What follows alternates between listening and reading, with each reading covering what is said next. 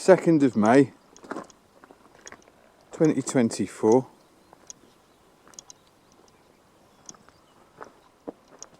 Blur in the centre of the lens, ain't got any better.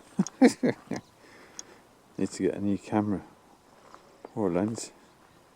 Dog's alright though, aren't you? Very animated. So, clearing the land as we do every year. Winter growth, had a lot of rain. Kind of looks like that. Although a lot of it does get a lot bigger. A lot of fennel. Bit of wild fennel.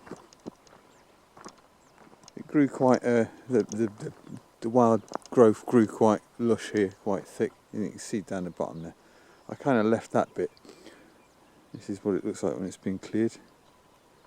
Did a little bit of fence repair. Just general maintenance.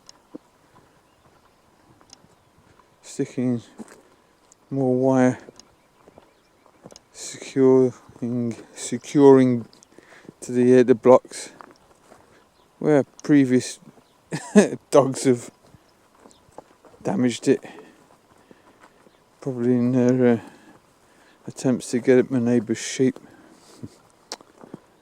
I had one dog, Butch.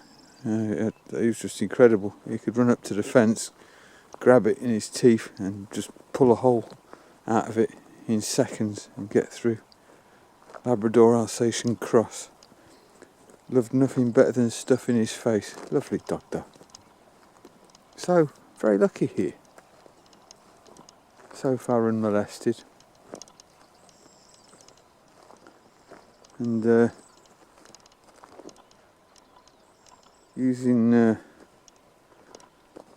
YouTube platform in my spare time, looking at ever increasingly mind-boggling, fascinating ideas. Some amazing content producers out there.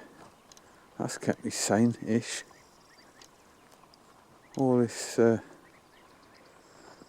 idea about what is consciousness really, and how we appear to be manifesting our own versions of the universe, which is challenging to consider if you've had a corrupted, polluted earlier education, as we do in our Western educational systems. But given the palaver over the past, especially 3-4 years, with the rollout of a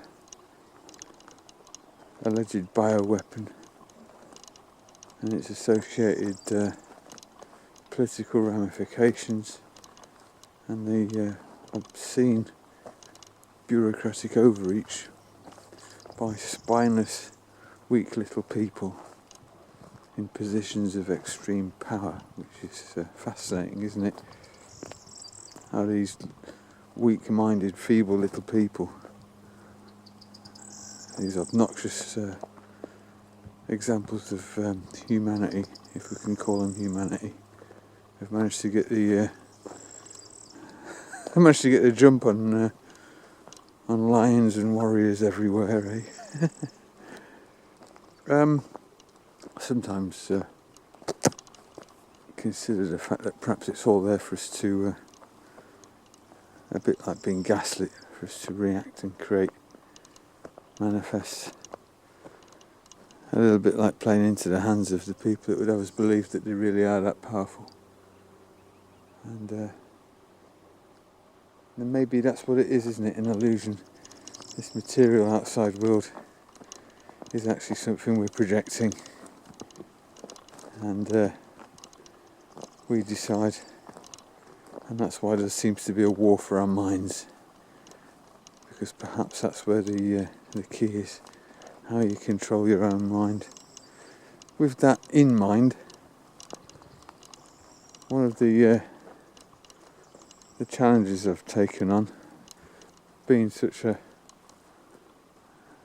well, having had such a deplorable track record myself as a human being so far, for all my sins, trying to get a hold of myself and control myself more and more as I get older seems to be yielding results. Hard to say.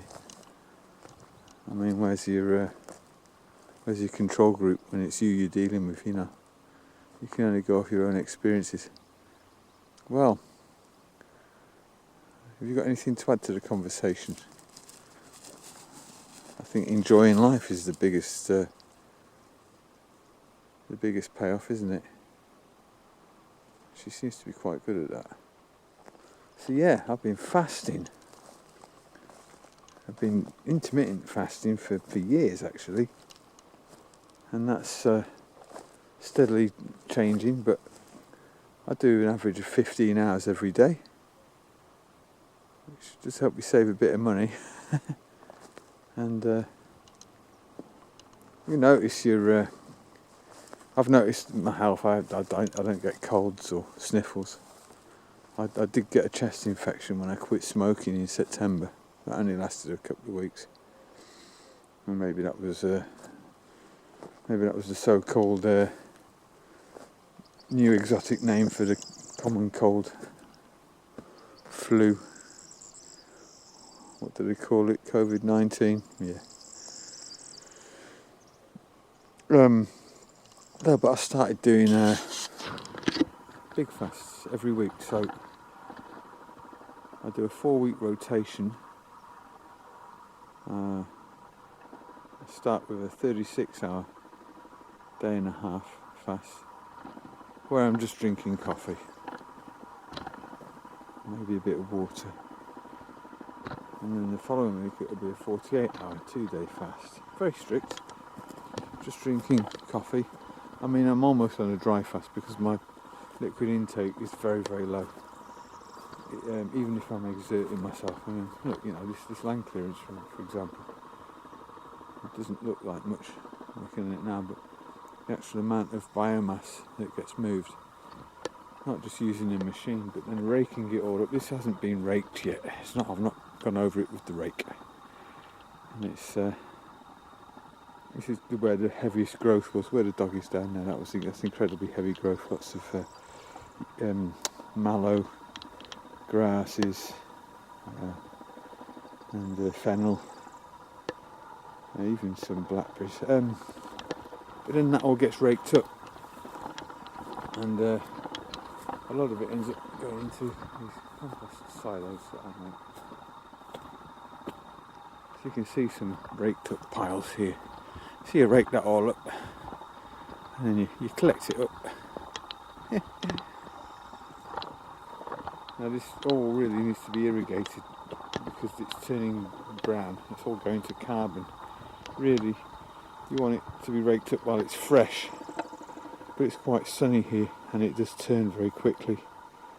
But you want to rake it up fresh while it's still full of nitrogen, and then it needs to be kind of sprinkled, and you get the full compost going on. Now this is some older stuff here, and this didn't really get sprinkled, it didn't get irrigated. There's a little irrigation line going into it, but the climate here, it gets so hot and arid, so that's really not prime compost. It will break down eventually in time, and if I get more water on it, which I've still got to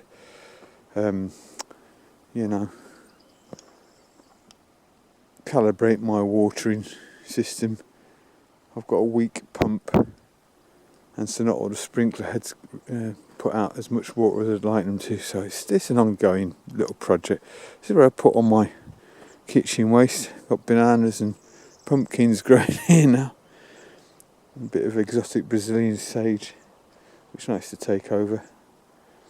Well, these plants are all found, all salvaged. I don't buy anything. I'm well known for being a bit of a Scrooge. Find all my clothes in the bins. Lots of food actually as well. Good that, innit? And that's the point of my starting the talk about manifesting. I don't want for anything.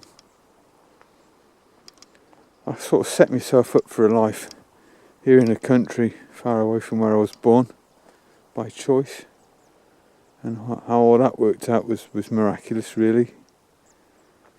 So sort of had a plan and worked towards it, believed in it.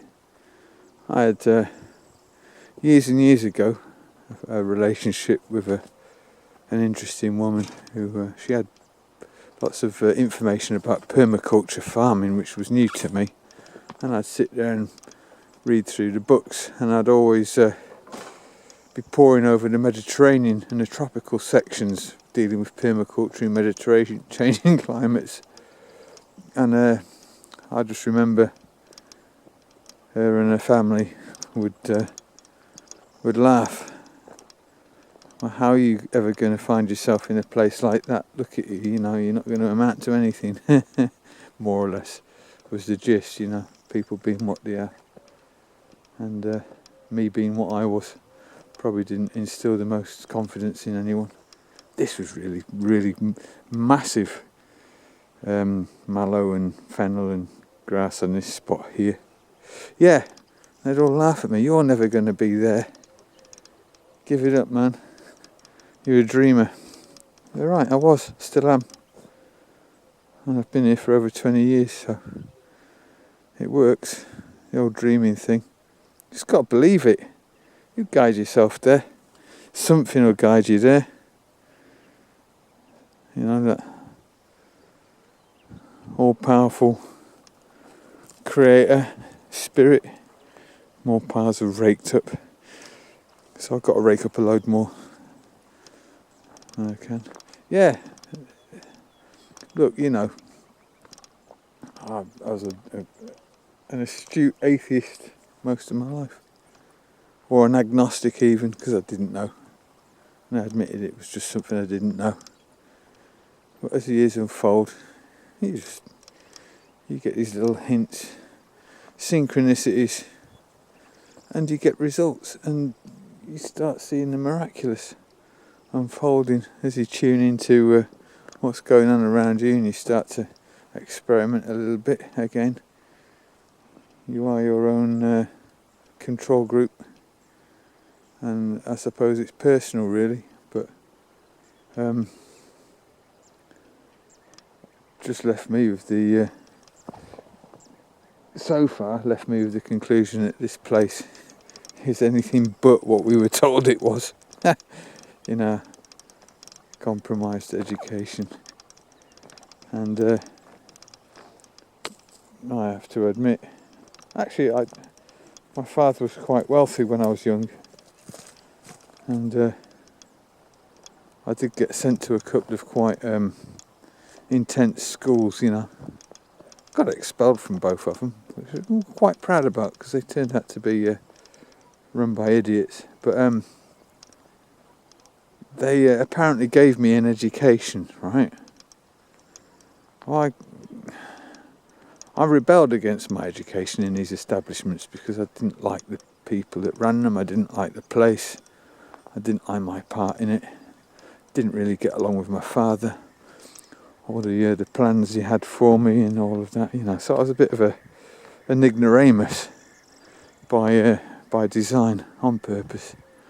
So I left school and left home under a cloud quite young, and I had to start getting street smarter, and I suppose that's when my education started getting intense, and it's not stopped. It's never stopped. And given the debacle of the health scam of the rollout of this obvious bioweapon program, and the hubris of these so-called educated experts and individuals who consider themselves a cut above the rest because they've got an education. And it's incredible, isn't it? How so many of them fell for it, eh? These educated folk for whom education is something that has been achieved. They've got their education. They therefore are educated. You can't argue with them because they're educated. So funny how their education appears to have stopped at some point, and they're sitting there sated like some fat idiot who's stuffed their belly to the point of bursting with education, and there's no room for any more because it's doors closed, isn't it? They're refusing to let it in. They're educated. They're some of the most hubristic, ignorant pricks I've ever come across. I mean, that's including me, you know. I'm a bit of a hubristic prick, but fucking hell, go on. Talk about the blind leading the blind. Anyway, so being very hubristic about my humility. Humility is the key. Continue getting educated. I accept that I'm an idiot. As Gurdjieff would have it, a supreme idiot. I'm quite proud to admit it. I'm quite proud to know that I know little, and I know that I know little enough to accept these things. That's what humility is, ain't it, Flora? Bit of humility. You're a lovely little girl, aren't you? Should tell Daddy to shut up now, eh? Shut up, you silly old fool. Yeah. Tell it like it is, dog. So, finally got to the point where I can fix the bike.